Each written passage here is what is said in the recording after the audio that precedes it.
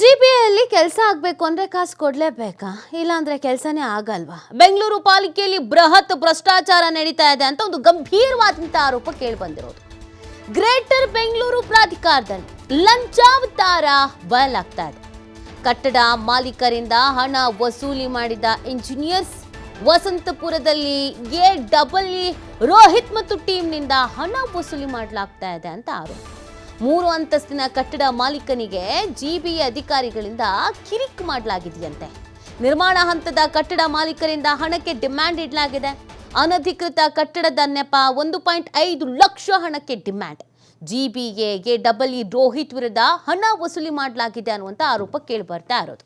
ನೋಡಿ, ಕೆಲಸ ಆಗಬೇಕು ಅಂತಂದ್ರೆ ದುಡ್ಡಿಡಬೇಕಂತೆ. ದುಡ್ಡಿಟ್ರೆ ಮಾತ್ರ ಕೆಲಸ ಆಗತ್ತಂತೆ. ದುಡ್ಡು ಕೊಡ್ಲಿಲ್ಲ ಅಂದ್ರೆ ಬೇಕು ಅಂತಾನೆ ಕಿರಿಕಿರಿ ಮಾಡೋದು ಈ ಥರದ್ದೆಲ್ಲ ನಡೀತಾ ಇದೆ ಅನ್ನುವಂಥ ಒಂದು ಗಂಭೀರವಾದಂಥ ಆರೋಪ ಕೇಳಿ ಬರ್ತಾ ಇರೋದು. ಹಾಗಿದ್ರೆ ಪಾಲಿಕೆಯಲ್ಲಿ ಬೃಹತ್ ಭ್ರಷ್ಟಾಚಾರ ತಾಂಡವವಾಡ್ತಾ ಇದೆಯಾ? ದುಡ್ಡು ಕೊಟ್ರೆ ಮಾತ್ರ ಕೆಲಸ ಮಾಡ್ತಾರಾ, ಇಲ್ಲ ಕೆಲಸನೇ ಮಾಡಲ್ವಾ ಅನ್ನೋ ಪ್ರಶ್ನೆ ಹುಟ್ಕೊಳ್ತಾ ಇದೆ.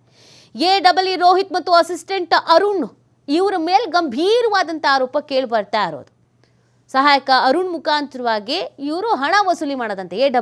ನೋಡಪ್ಪ, ನೀನು ನೋಡ್ಕೊ, ನಾನು ಮೇಲೆ ಹೆಡ್ ಆಗಿರ್ತೀನಿ, ಇನ್ನು ಉಳಿದಿದ್ದೆಲ್ಲ ನೀನೇ. ಇವ್ರನ್ನ ಮಾತಾಡಿಸೋದು, ಕುದುರಿಸೋದು, ದುಡ್ಡು ತಂದು ಕೊಡೋದು, ದುಡ್ಡಿನ ಬಗ್ಗೆ ಮಾತಾಡೋದು, ಡೀಲಿಂಗ್ ಮಾತಾಡೋದು ಅದೆಲ್ಲ ನಿಂದೆ ಅಂತ ಬಿಟ್ಬಿಟ್ಟಿದ್ದಾರಂತೆ. ಇವರಿಗೆ ಸಹಾಯಕರು ಅಂತ ಏನಕ್ಕೆ ಕೊಡ್ತಾರೆ? ಈ ವಸೂಲಿ ಮಾಡೋದಕ್ಕೆ.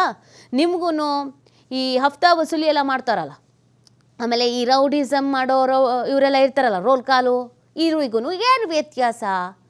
ಓದ್ಕೊಂಡು ಎಕ್ಸಾಮ್ ಬರ್ಕೊಂಡು ಪಾಸಾಗಿ ಬಂದು ಒಳ್ಳೊಳ್ಳೆ ಹುದ್ದೆಲಿದ್ದಾಗ ಅದಕ್ಕೆ ತಕ್ಕಂಗೆ ಕೆಲಸ ಮಾಡಬೇಕಲ್ವಾ? ಇದೊಂದು ಗಂಭೀರವಾದಂಥ ಆರೋಪ ಇದೀಗ ಕೇಳಿ ಬರ್ತಾ ಇರುವಂಥದ್ದು.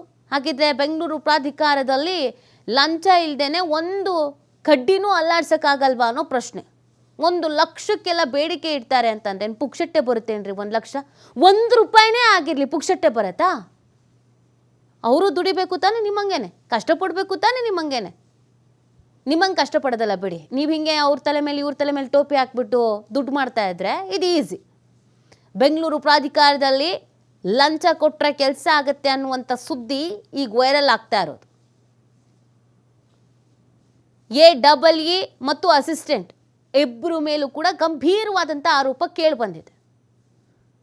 ಒಂದು ಕಟ್ಟಡ ನಿರ್ಮಾಣ ಮಾಡಬೇಕು ಅಂದರೆ ಕಾಸು ಕೊಡಬೇಕು, ಕಟ್ಟಡ ಉದ್ಘಾಟನೆ ಆಗಬೇಕಂದ್ರೆ ಕಾಸು ಕೊಡಬೇಕು, ಕಟ್ಟಡ ಬೇಕಾಗಿರೋ ವಸ್ತುಗಳನ್ನು ತಗೋಬೇಕು ಅಂದರೆ ಕಾಸು ಕೊಡಬೇಕು, ಪರ್ಮಿಷನ್ ಸಿಗಬೇಕು ಅಂದರೆ ಕಾಸು ಕೊಡಬೇಕು. ಏನಾದರೂ ಹೇಳಿ ದುಡ್ಡಿದೆಯೋ ಮಾತಾಡಿ, ದುಡ್ಡಿಲ್ವಾ ಮಾತಾಡೋಕೆ ಹೋಗಬೇಡಿ, ಕೆಲಸಕ್ಕೆ ಬರಬೇಡಿ, ಕೆಲಸ ಕೇಳೋಕ್ಕೆ ಬರಬೇಡಿ. ಈ ಥರದ ಕೆಲಸ. ಯಾರು ಈ ಥರ ವಸೂಲಿ ಮಾಡ್ತಾ ಇದ್ದಾರೆ? ದರೋಡೆಗೆ ನಿಂತುಬಿಟ್ಟಿದ್ದಾರೆ. ಇವ್ರುಗಳ ವಿರುದ್ಧ ಆ್ಯಕ್ಷನ್ ಆಗಲೇಬೇಕು, ಇಲ್ಲ ಅಂತಂದರೆ ಕಷ್ಟ ಆಗತ್ತೆ.